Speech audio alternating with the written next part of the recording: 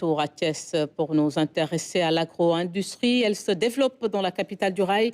Vous allez le voir, son impact sur la maîtrise de la chaîne de valeur et le potentiel en matière d'emploi est énorme. Illustration parfaite à Djilar, où vous allez le voir, la capacité de production, de transformation et de commercialisation des produits horticoles est impressionnante. L'agro-industrie est un levier essentiel pour atteindre l'autosuffisance alimentaire.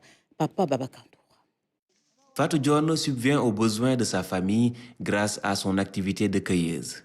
À l'image de ces femmes du village de Djilar, elle travaille 8 heures par jour, moyennant 260 francs le seau d'haricots récoltés.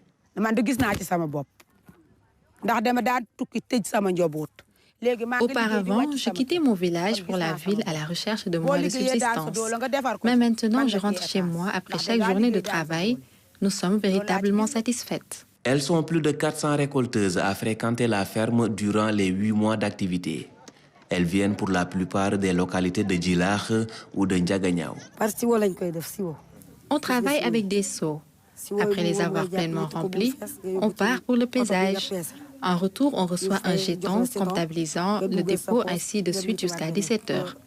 Nous sommes ainsi payés chaque 15 jours jusqu'à la fin de la campagne. Si elles ne sont pas employées pour la récolte, elles travaillent au conditionnement. Près de 400 membres de GIE y exercent sous des normes d'hygiène strictes.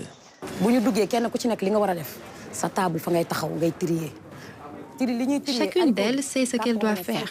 Le tri se fait à table et chaque carton doit contenir 5 kg d'haricots, moyennant 210 francs par carton. Celles qui travaillent rapidement peuvent avoir 30, 25 jusqu'à 20 cartons par jour. Pour les autres, entre 15 et 20 cartons.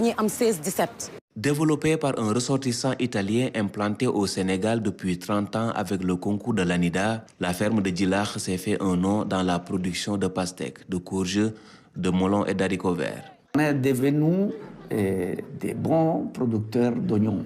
Je pense que j'ai l'orgueil de dire que presque la meilleure qualité que nous pouvons trouver au Sénégal. Nous savons comment le faire et nous savons comment gérer les post-récoltes.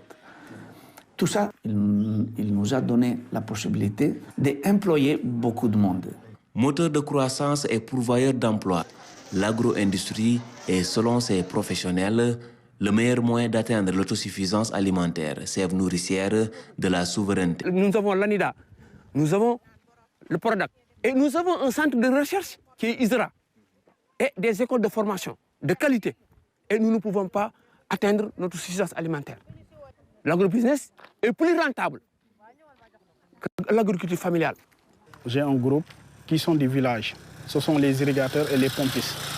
Et ce groupe-là, c'était des jeunes qui étaient à Mbou, à Dakar ou ailleurs au niveau du Sénégal. Maintenant, on les a amenés, ils sont venus, on a fait des formations. Et ces jeunes-là ont la capacité aujourd'hui d'être sur les parcelles et de gérer les irrigations. Ont la capacité d'être sur les postes et de gérer les fertigations. L'agriculture, c'est le premier pilier de développement d'un pays. Si on néglige l'agriculture, le pays ne se développe pas. 50 hectares, la ferme exploite près de 200 hectares de terre aujourd'hui, avec différentes filières en simultané. L'objectif est de poursuivre cette dynamique avec davantage d'autonomie. Il y a beaucoup de choses à faire sur la qualité, la continuité, et on part toujours des marchés locaux. Ça, c'est notre objectif. J'estime de rejoindre dans les prochaines 3 années.